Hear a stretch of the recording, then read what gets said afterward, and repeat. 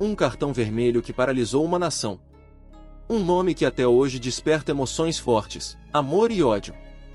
Felipe Melo foi o homem que viveu o auge e a queda em uma mesma Copa do Mundo. E depois? Ele renasceu. Mas essa história começa em 2010, num dos momentos mais controversos do futebol brasileiro. Este é o Felipe Melo que você conhece. Mas a história é muito mais profunda do que um simples erro. Vamos mergulhar nessa jornada e descobrir o que realmente aconteceu. Antes de tudo desmoronar, Felipe Melo era a peça-chave de Dunga no Brasil de 2010. Um volante combativo, que trazia o equilíbrio entre força e técnica. Ele vinha de temporadas sólidas na Juventus, e sua presença no time não era por acaso. Ele era visto como o escudo perfeito para a defesa brasileira.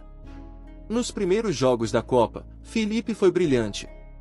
Suas interceptações, seus passes longos e sua leitura de jogo faziam dele o motor que impulsionava o time.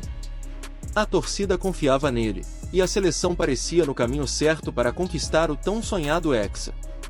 Mas o estilo de jogo da seleção de Dunga não era o jogo bonito que o Brasil estava acostumado a ver. Era um time mais físico, mais pragmático. E Felipe Melo representava essa mudança, um jogador que colocava a intensidade acima da estética. Cada entrada, cada dividida, era com força total. Essa intensidade fazia parte de seu perfil.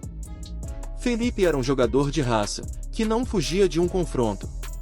Mas o futebol, como a vida, é uma questão de equilíbrio, e às vezes, a balança pende para o lado errado. O Brasil saiu na frente contra a Holanda, e parecia que o sonho do Hexa estava cada vez mais próximo. Mas o futebol tem suas reviravoltas. A Holanda empatou o jogo, e a confiança da seleção começou a ir de água abaixo. Foi aí que a pressão começou a pesar. Felipe Melo, até então seguro, começou a sentir o nervosismo do momento. A Holanda estava crescendo, e o Brasil precisava manter a cabeça no lugar. Mas nos minutos finais, veio o momento que mudou tudo. Em um instante de frustração, Felipe pisa no holandês Robin. O árbitro não deixa barato e Felipe Melo recebe cartão vermelho direto. O Brasil, que já estava em apuros, vê suas chances de classificação escapar pelas mãos. O que era esperança virou desespero.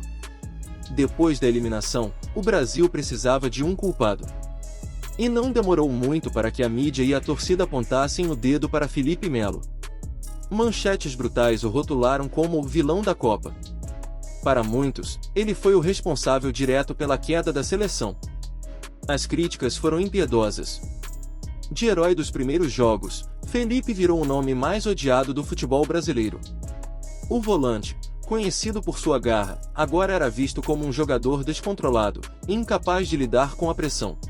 Caraca do Felipe. Eu acho que ele foi muito injustiçado pós-Copa do Mundo, que ele deveria ter ido a seguinte, 2014. Sim. Porque ao mesmo tempo que ele tem muito. Isso, ele jogava jogando muito. Em grandes clubes da Europa. Essa coisa que nós falamos do Rodinei, ficou taxado como um cara desequilibrado. E ele continua sendo esse cara. Briga, deu soco, já Libertadores, foi campeão e tal, mas é o jeitão dele. No Fluminense aqui, quando o xerifão, ele entra e ele bota a ordem no negócio mesmo. Então, quer dizer, não foi por causa do Dunga, era o jeito dele. Agora, aí eu posso relatar pra vocês uma situação que até hoje dói no meu coração. Eu tava do lado do Paulo Paixão, e o Paulo Paixão falou, Jorge, e eu tinha acabado de ir no Dunga. E eu sabia, o Dunga é um cara sempre muito explosivo, eu sabia o tempo certo, o timing certo de poder falar com ele. E ele falou assim, tá na hora de tirar o Felipe. Aí eu falei,